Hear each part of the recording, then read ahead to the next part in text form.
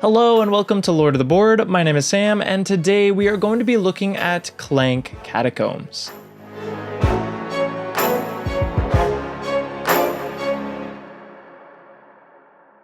Now, my experience with Clank is a little bit interesting. I actually haven't played very many Clank titles.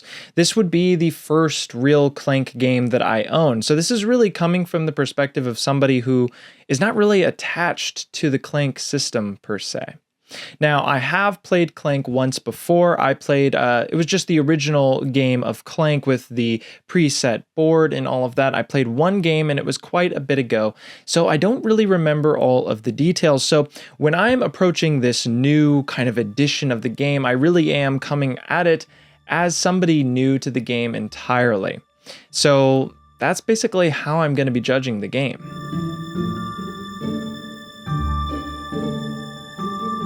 If you do not know what Clank is, it is essentially a dungeon diving, deck building, push your luck game where you are going to be building a deck of cards, and those cards are going to have a number of actions on them. Some will be for movement, some will be for attack, and some will give you points in order to basically buy other cards in the future to add to your deck.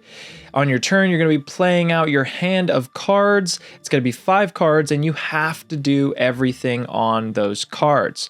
So you're going to have all these fun little movement points. Sometimes you'll make noise, which will essentially disturb a dragon, adding one of your player cubes to their bag. And at a certain point in the game, players are going to be pulling cubes from that bag, and if it matches your color, you essentially take a damage. And in the game, you are trying to have the most victory points. How you do that is you're going to be diving into the cave, exploring these tiles. Eventually, you're going to come across what are called artifacts. An artifact are going to be these essentially ascending treasures that will have more and more victory points associated with them. And as you go deeper into the cave, you have a chance of finding higher and higher value artifacts. In the game, you can only get one artifact, and once you grab an artifact, you can never drop it or switch it out or anything like that. When you have the artifact, you're going to try to run back up to the surface, or the Crypt, as is what it's called in this version of the game. And once you do that, you will be able to score at the end of the game, but also you're going to put all the other players on a timer to really try to quicken up, because every single time it comes back to your turn, now that you've already reached the surface, you're going to be pulling out of that dragon bag, pulling cubes, and damaging the other players. So they really have to start rushing and try to get out. One thing that happens is that if you do take damage and you die in this game, you do not score unless you die in the purple area of the board. Now, if you die and your character does not have an artifact or is in the depths, which is essentially the blue section of the catacombs, you will not score. It is essentially a player elimination right there. And that's unfortunate, but if you can make it at least to the purple part and you have an artifact and you die, you can still score points. Now, you're also going to be having these attack symbols on some of your cards. You can use those to take out monsters and defeat them that are going to appear in that dungeon row of cards. By defeating those, you'll get rewards that are set on the card themselves. At the end of round, sometimes you'll be revealing a card in this dungeon row, and if it has that dragon symbol on the card, it is going to cause one of those dragon attacks where you're going to be pulling cubes based on where that dragon pawn is, and the player's color that it matches will take a damage. So that is essentially Clank in a nutshell. But you might be asking, how does this game make you feel when you are playing it?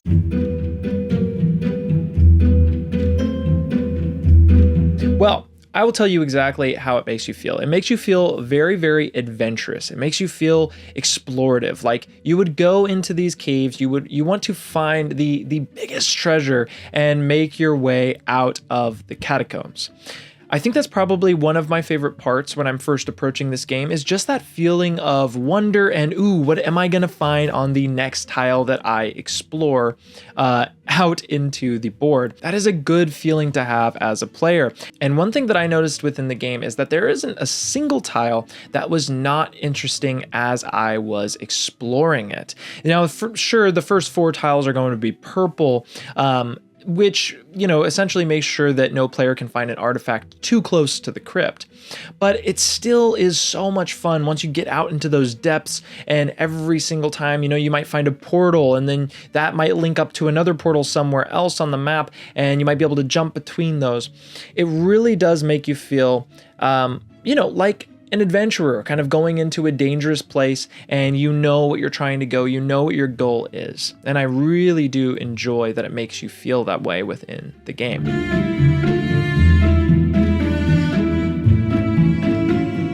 Now, I understand that one of the things unique to this version of the game is going to be the board itself, and I want to talk a little bit about that. Because what's different about this game is that there are tiles that essentially have all of these different locations on them, and all these paths as well. And as an adventurer, when you step off into the void, you're going to be placing a new tile onto the board and essentially connecting it by path. This can create new and interesting ways that the game board is going to create itself, whereas in previous editions of the game, the board was actually preset, allowing for players, I assume, to find optimal paths, whereas in this version of the game, there's really no way to tell. It's all going to be unique, and the board will expand in different ways every single time you play it. There's also going to be a lot of things that you are going to discover as you reveal these tiles, like artifacts, which are going to be carrying those special, really high victory point tiles that will increase as you go deeper and deeper into the cave. They also might have crystal caves, which when you move into them actually stop your movement throughout your exploration. It might be a haunted tile where it is going to be adding a cube to the dragon bag, and whenever one of those ghost cubes reveals, it actually damages everybody instead of a particular player. The rooms might also have locked features, which essentially just gives you another benefit that you can gain by using a lockpick token. You might find a market room, which will allow you to buy from the market. You might find portals that connect by other portal tiles, which can really open up the map and give a lot of movement options. It can also be a good way to have an escape plan on a way to get back after you've gone so deep. And in addition to that, you might find rewards. You might find minor secrets, monkey idols, gold, or maybe healing as well. You might encounter a way shrine where when you get to it, you place one of your player cubes onto it, and then you gain a gold equal to how many player cubes you have on way shrines around the board. So as you explore and find more way shrines, you're going to be gaining more and more gold as you go. These are just all of the things that you might explore, but the order in which you find them and where they are and how they align with the paths is going to be different every game. And as you can imagine, there is so much ways that this board could go and be built.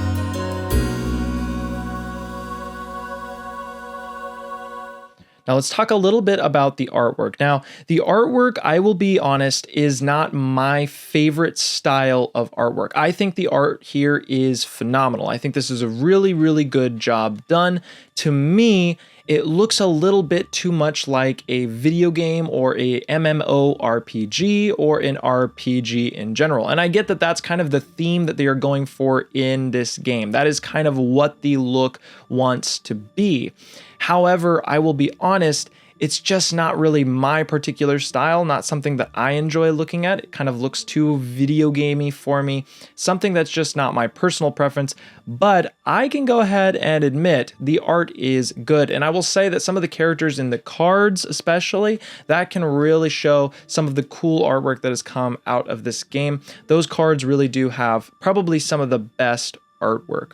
But I will say that every single thing in this game is painted so well and very much looks like a complete package. If you love RPGs or game art or any sort of that thing, this is going to shine to you and you're going to love the look of this game all set up and on the table. One thing that I am really happy about are the meeples. Now, each of the 4-player colors come with a different meeple pattern. One's kind of that mage look, one is that knight, ranger, that sort of thing, and of course the thief. I do appreciate that these are cut differently instead of just being standard meeples, and the dragon meeple is wonderful, and I think the color is absolutely perfect for the game for that dragon meeple. Overall, I think the components in this game are really well designed and really well done for what you're getting.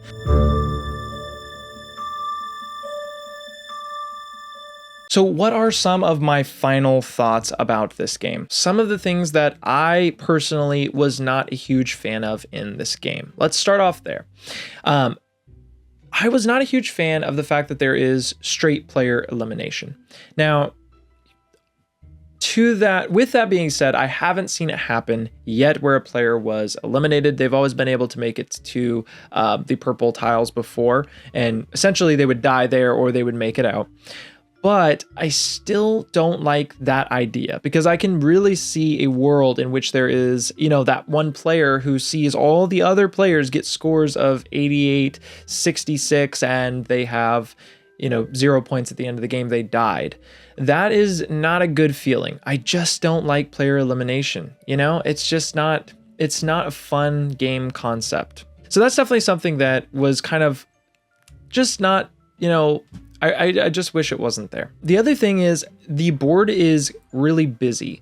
Now, this might just be me, but something that I was kind of noticing is as you're exploring and kind of going deeper into these catacombs, the board's paths are sometimes a little bit hard to follow, just because there's so much. The art is so good, but it's so vibrant and so rich and so detailed that it's almost hard to see clearly what path I want to take or where I want to go. And there was a couple of times where I would kind of have to start moving and then realize, oh, no, that's not what I was trying to do. I have to start here and go here, just because that's kind of the way that the board's art looks.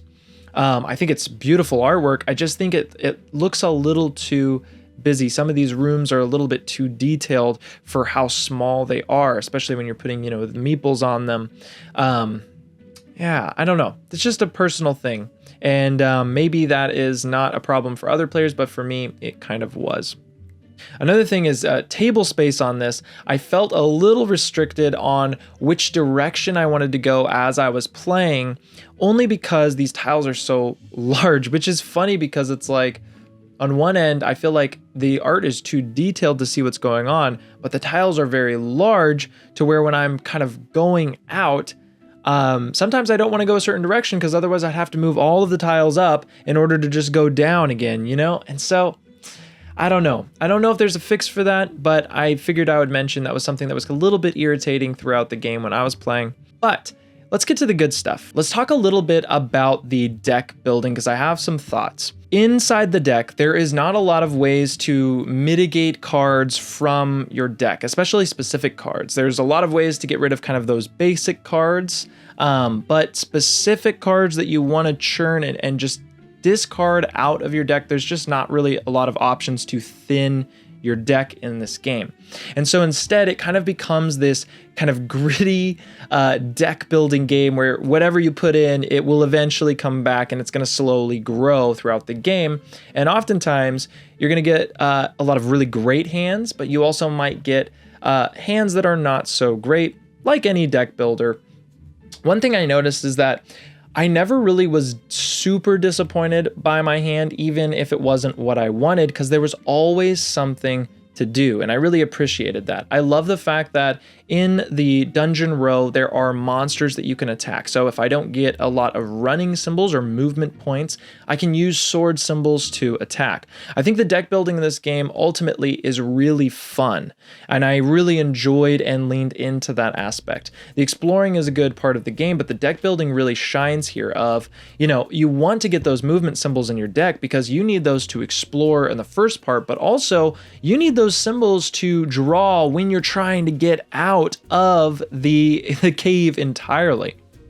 And so I really enjoyed the deck building aspect of this game. I think it's wonderful. Even if you don't really have the option to get rid of that many cards, it still felt very fun and thematic, and everybody's decks definitely seemed different from one another at the end of it all. One thematic thing that I love is that some of the better cards cause that sound or that clank to appear, and I really enjoy that because it kind of gives that thematic idea of, oh, there's this looming dragon that's kind of guarding these catacombs and you don't want to awaken it. I'm the type of player that really loves to really push the buttons of a game, and I just added so much of those cubes. I was just clinking left and right, and sure, I zoomed in through the board and I got a ton of good treasures, but I ended up dying. Fortunately, I made it past the depths, and so I ended up still losing the game, but I got second, and I felt really proud of myself. If I had made it to the crypt, I would have definitely won, getting that extra 20 points that you get when you make it out. So there's just a ton of different ways that you can really go about the game, tons of different strategies. You can kind of go slow and steady, or kind of try to play a little bit of a burst deck where you're just trying to rush the game, spend all that clank, get all the powerful effects, grab the first artifact you find, and run away as quick as possible. I like the fact that you can go down many different paths. I think overall, this game has an experience that is exactly what it offers. A dungeon exploration game where you're going to grab all the treasures in the world and bring them back. And, you know, I enjoyed it quite a bit. I don't know how many times I'm going to be able to get this to the table, but I will say that I can imagine the people that I want to eventually bring this game to. I can already think of quite a few people that I just know would love this game, especially if you're into RPGs, dungeon crawlers, MMORPGs. It just gives that sense of collecting and exploring and dungeon diving that you would want in a game like this. Thank you so much for watching today's video. I really hope that this video helped you get an idea of how the game works, a little bit of what it makes you feel when you're playing the game, and my thoughts on the game's core concepts and aspects. If this video provided value to you, I would really appreciate it if you would like and subscribe to the channel. That helps me out in making more videos and having my videos be seen by more people. But that is it for the video. Thank you so much for watching. Let's go ahead and drop the beat.